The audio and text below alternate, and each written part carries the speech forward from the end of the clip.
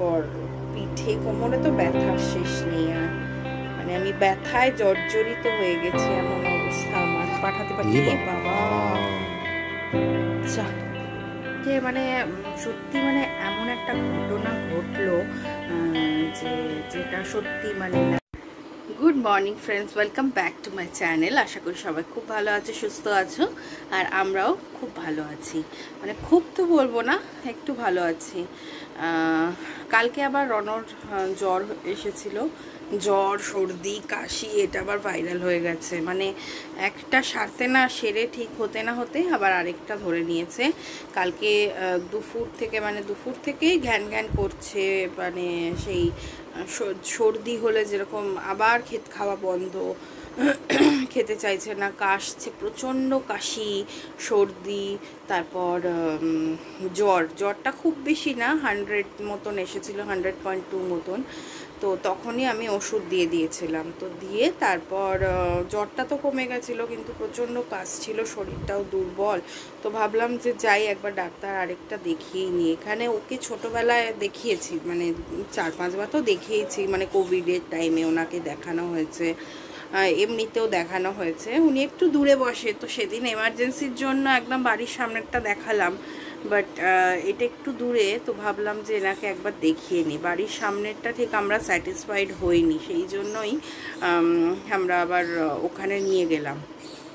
তো যাই হোক, ওখান থেকে ওই ঠান্ডা লাগার আর কাশির ওষুধ দিয়েছে, বললো এটা পিওর ভাইরাল, আর কিছুই না। মানে পেটের প্রবলেমটা তো কমেছে টাচউড এখনও অবধি, বাট এই যেটা হচ্ছে এটা ভাইরালের জন্য হচ্ছে। তো যাই হোক, আবার প্রচণ্ড শরীর খারাপ ছেলেটার, আর ভাল লাগছে না। এই সারা দিন, মানে কত দিন হয়ে গেল বলো, 1.5 সপ্তাহর ওপরে হয়ে গেল ছেলেটা ভুগছে। তো যাই হোক, আর সব থেকে বড় কথা, কালকে ছিল ওর জন্মদিন। তো আমাদের জন্মদিন করতে নেই, 5 বছরের আগে বাচ্চার জন্মদিন করতে নেই, কিন্তু তবুও বাড়ির মধ্যে একটা আনন্দ খুশি সেটাই চলে গেছে ছেলেটার শরীর খারাপ বলে। তো সারাদিন মানে খাওয়া দাওয়া করছে না, ভাল লাগে 4 বেলা খাওয়া দাওয়া, সেটাও যদি না করে তো কি আর ভাল লাগে সেটা।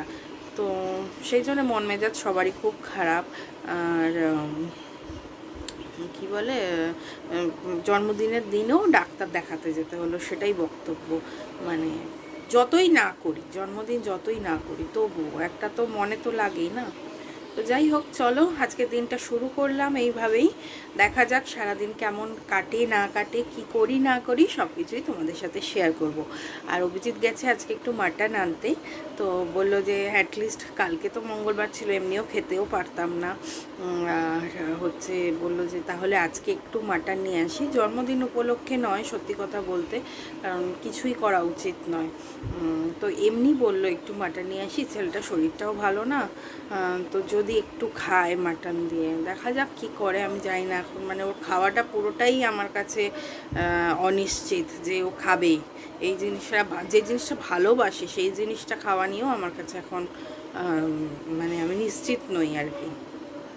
তো যাই হোক, চলো ও গেছে মাটনটা আনতে, মাটনটা নিয়ে আসুক, নিয়ে আসলে পরে আবার রান্নাঘরে যাব। সকালের ব্রেকফাস্টও হয়নি, আজকে লেটে উঠেছি। কালকে রাতের অনেক রাত্রির অবধি রনও জেগেছিল, মানে প্রায় 2টো অবধি জেগেছিল, মানে ঘুমিয়ে পড়েছিল, বেচারা ঘুমিয়ে পড়েছিল একবার। ঘুমিয়ে পড়ার সাথে সাথেই এমন কাশি উঠলো, বেচারা আবার ঘুম থেকে উঠে পড়লো, উঠে আর সেই কিছুতেই ঘুমাবে না, বলছে না আমি ঘুমাবো না, আমি জেগে থাকবো।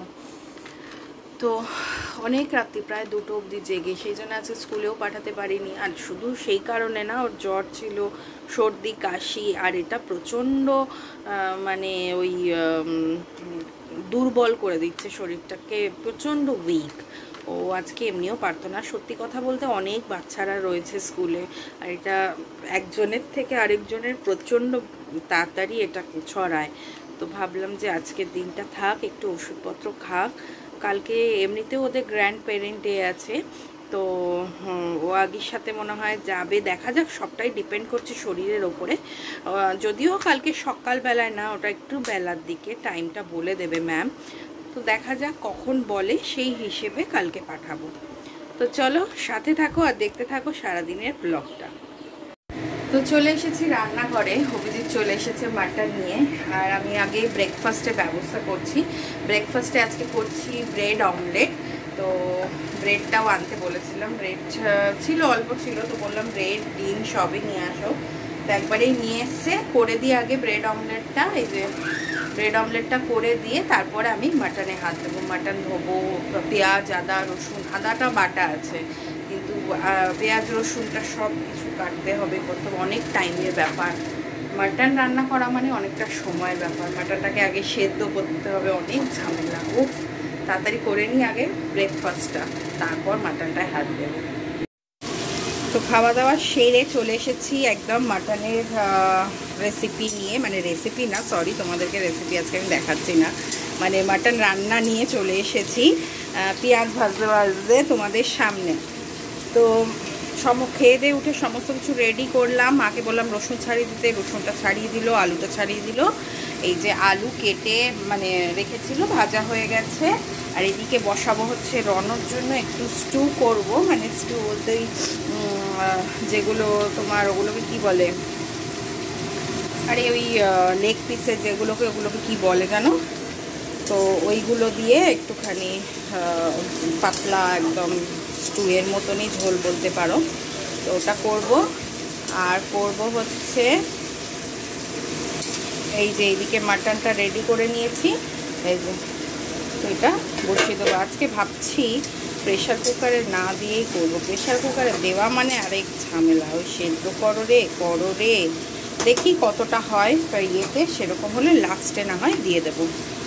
আর এদিকে হয়ে গেছে ভাত, এটা আমি বসিয়ে দিই। রনরটা মাংসটা গরম হয়ে গেছে মনে হয়, দিয়ে দিই এবার রনরটা। তো রনর মাংসটা তো হয়ে গেছে। আর এদিকে দেখো আমাদের মাটনটা আমি কষাচ্ছি, একদম সুন্দর করে কষিয়ে নেব। কষিয়ে একদম আস্তে করে দেবো গ্যাসটা আস্তে করে করব। এবার দিয়ে দেবো ঢাকা। এটা আজকে মাটনটা ফ্রেশ টু হোম থেকে এনেছে, দেখা যাক কেমন হয়। কলকাতায় first time fresh to home থেকে আনা হলো। এর আগে ব্যাঙ্গালোরে আমরা ফ্রেশ টু হোমের মাংস খেয়েছি, ওখানে তো বেশ ভালোই ছিল। আমি তো বলেইছি তোমাদের ব্যাঙ্গালোরের মাটনের কোনো তুলনা হবে না, জাস্ট অসাধারণ। উইদাউট কোনো প্রেশার কুকারে সিটি দেওয়া থেকে বলো, সব কিছু থেকে মানে বেস্ট। তুমি এবার হচ্ছে গিয়ে এই কটা বাসন আছে এইগুলো মেজে নিয়ে, কোমরটাও তখন ধরেছে, যন্ত্রণা করছে কোমরটা এত বেশি না, মানে পিঠ কোমর আমার ছিঁড়ে যাচ্ছে ব্যথায়, কি যে হবে জানি না। চলো বাসনগুলো মেজে নিই। তো গাইজ এখন বাজছে প্রায় 3টে, আর আমার রান্না বান্না কমপ্লিট করে আমি রনকে খাইয়ে তারপর গেলাম স্নান করতে। স্নানটা করে এসে এবার আমরা বসছি খেতে। রন এখনো ঘুমায়নি, তো তোমাদেরকে একবার দেখিয়ে দিই মাটনের লুকটা কেমন হয়েছে। দাঁড়াও, আমি আলটিমেটলি প্রেশার কুকারে দিলাম, কারণ প্রেশার কুকার ছাড়া পসিবল ছিল না সেদ্ধ হওয়া। তো দিয়ে দিয়েছি প্রেশার কুকারে, দুটো সিটি দিয়ে তারপর একবারে প্রেশার কুকারেতেই ভালো করে কষিয়ে নিয়েছি। তো দেখিয়ে দিই, এই হচ্ছে আমাদের আজকে মাটন, একটু গ্রেভি মতন রেখেছি। তো এই হচ্ছে আজকের আমাদের মাটন। তো চলো ঝটপট করে খেয়ে নিই, খুব খিদে পেয়ে গেছে সবারই। তো খেয়ে দিয়ে নিয়ে পরে আবার আসছি তোমাদের সাথে কথা বলতে। গুড ইভিনিং গাইস, এখন বাজে রাত্রি 8টা। আর আমি এতক্ষণ রনকে নিয়ে একটু পড়াতে বসেছিলাম, একটুখানি ওই টুকটাকগুলো একটুখানি পড়াচ্ছিলাম। ঘন্টাখানেক মতো নিয়ে বসলাম, 7টা নাগাদ বসেছি, 8টা বাজে। এবার লাস্টের দিকে দেখি আর মন বসে না, এটা ভুলভাল করতে থাকে, এটা করে ওটা করে সেটা করে। তো আমি তখন বুঝতে পারি যে ওর আর মন বসছে না, ছেড়ে দিয়েছি। তো এবার আমি একটু খাবো চা। মাথাটা প্রচণ্ড যন্ত্রণা করছে আজকে, জানি না কেন, ঘাড় থেকে নিয়ে প্রচণ্ড, মানে আমার মাথার এইখানে না, এইখান থেকে যন্ত্রণা করছে। সেই ব্যাঙ্গালোরে যেমন হতো আবার সেই সেম জিনিসটাই হচ্ছে, পুরো মাথাটা একটা অস্বস্তি হচ্ছে। তারপর পিঠে কোমরে তো ব্যথার শেষ নেই। আর মানে আমি ব্যথায় জর্জরিত হয়ে গেছি, এমন অবস্থা আমার। বলে ফেলো। তো এবার খাই একটু চা।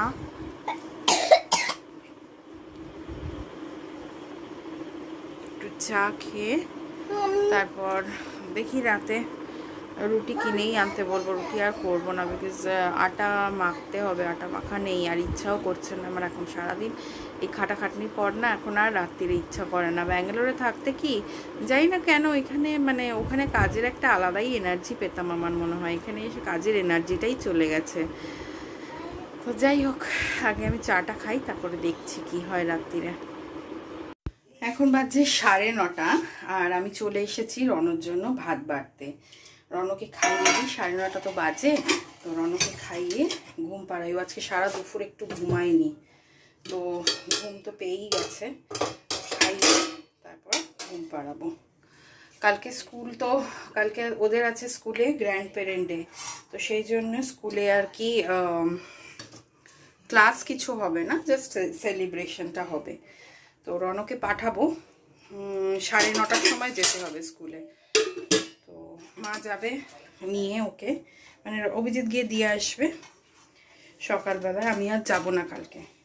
তো যাবে, কালকে সেলিব্রেশনটা হবে, হয়ে তারপরে আবার মানে বাড়ি চলে আসবে। তো সেই জন্যই পাঠাবো কালকে, বেশিক্ষণের জন্য নয়।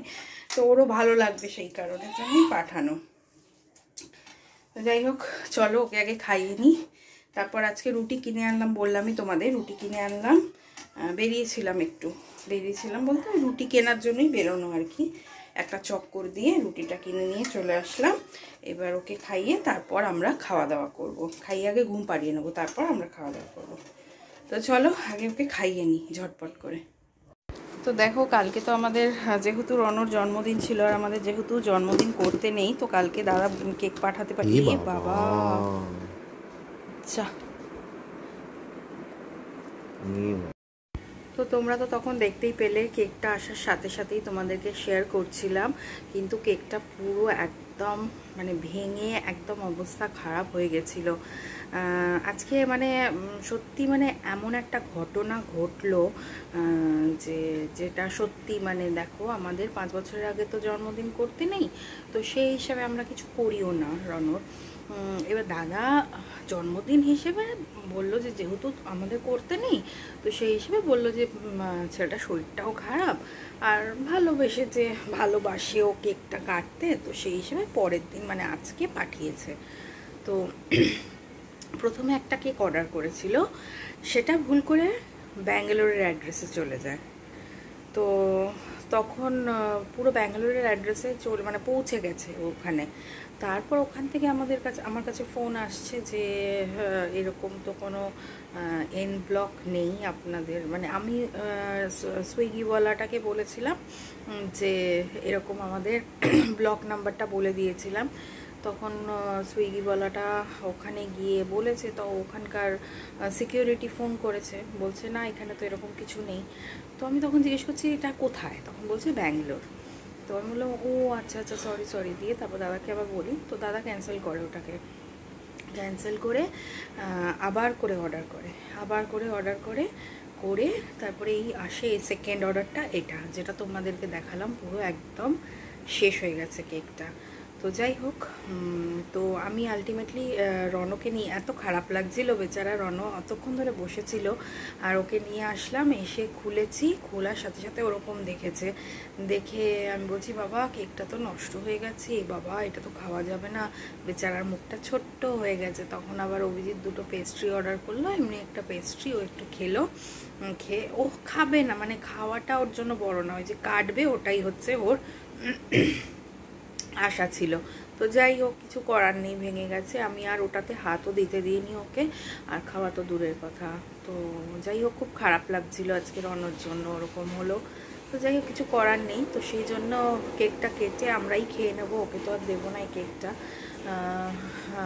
তো কেটে সমস্ত পিস করে তুলে রাখলাম, পুরো একদম ভেঙে একাকার হয়েছে।